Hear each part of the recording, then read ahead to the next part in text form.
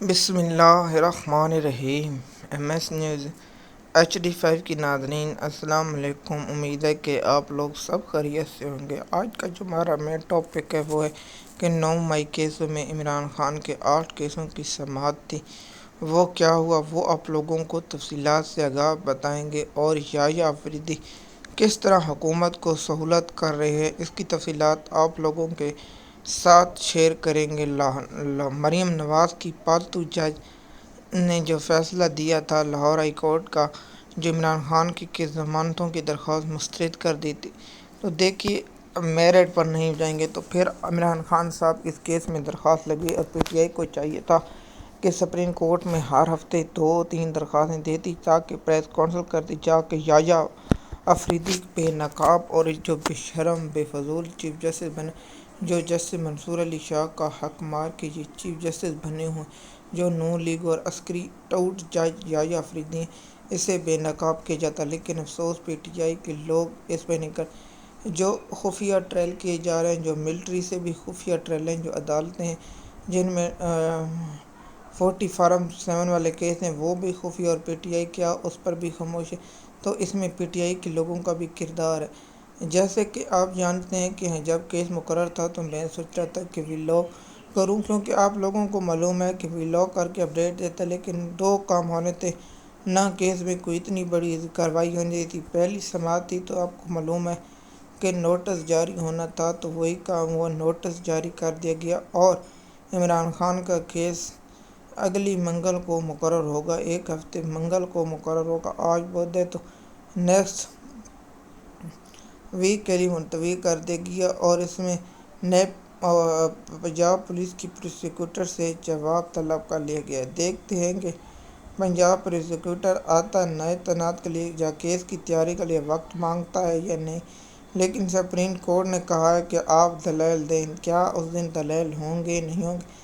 تو آپ لوگوں کو بتا دوں کہ عسکری ٹاؤٹ جو وزیر خزانہ ہے، جو عسکری کا ہے، وہ اس عسکری ٹاؤٹ چیف جسٹس یحییٰ آفریدی انصاف کا قاتل، انصاف کا دشمن، نون لیگ کا پالتو، زرداری کا پالتو، عاصمہ بھٹو کا پالتو، مریم نواز کا پالتو سے ملاقات کر کے یہ پیغام اسٹیبلشمنٹ کی جانب سے دیا گیا کہ آپ عمران خان کی کیس کا ضمانت کا کیس لمبا کریں تاکہ عمران خان کو اس کیسوں میں سزا دلوائی جا سکے۔ تو عمران خان صاحب کو ان کیسوں میں سزا دلوانے کے لیے جو نون لیگ کے پالتو، ایک جو فیصل وابڈا، جو اسٹیبلشمنٹ کے پیشاب والے بوٹ اپنی زبان پر رکھ کر چاٹتا ہے، وہ کہتا ہے کہ فیلڈ مارشل جیسا لیڈر کاش پاکستان میں ہوتا۔ میں نے ایکس پر لکھا ہے کہ اپنے ابو کو خیال رکھو، نئے آرمی چیف آئے گا تو اس کو بھی تو آپ کرنا ہے، اس لیے آپ یہ چھوڑیں کہ آپ کا ابو اور آئے گا۔ فیصل وابڈا جیسا گھٹیا کردار پاکستان کی سطح پر ایک لعنت ہے۔ یہ قصور نہیں کہ نون لیگ اور پیپل پارٹی کا ابو ہے، اور نون لیگ والوں کی فیصل وابڈا اتنی بےعزتی کرتا ہے، ان کا منہ کالا کرتا ہے آگے سے۔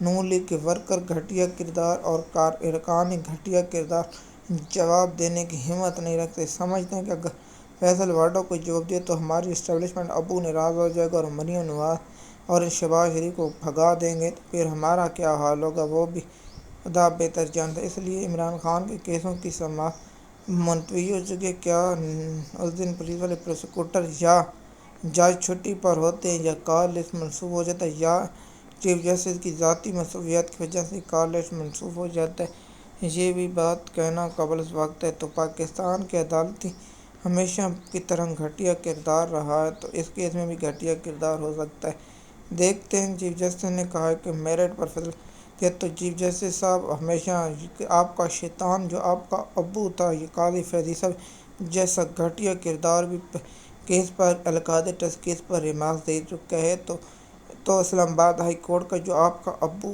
عامر فاروق ہے، وہ بھی اس گھٹیا کردار سیفر کیس میں اس طرح بیان دے چکا ہے کہ عمران خان کو سزا ہونی چاہیے، لیکن پاکستان کی عدلیہ ہمیشہ گھٹیا کردار رہا، تو اسلام آباد ہائی کورٹ جیسا عجیب ہو۔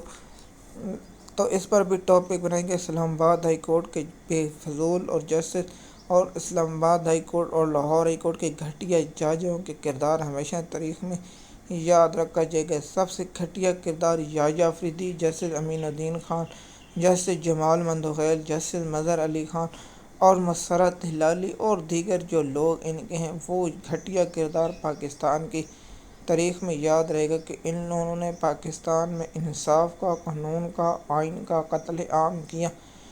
سب سے پہلے سپریم کورٹ لیٹی۔ صرف پاکستان میں 5 جج تھے جو اسلام آباد ہائی کورٹ کے کھڑے ہوئے، باقی تمام جج لیٹے، اور اس طرح لیٹے جیسے کوئی چیز لیٹنے کا حق ہو۔ تو ایم ایس نیوز کی ناظرین، مزید معلومات کے لیے آپ لوگ شیئر کریں گے۔ آپ کو بتا دیں کہ علی امین گھنڈا پور ایک غدار ہے اور پی ٹی آئی میں سب سے بڑا غدار گندہ پور ہے۔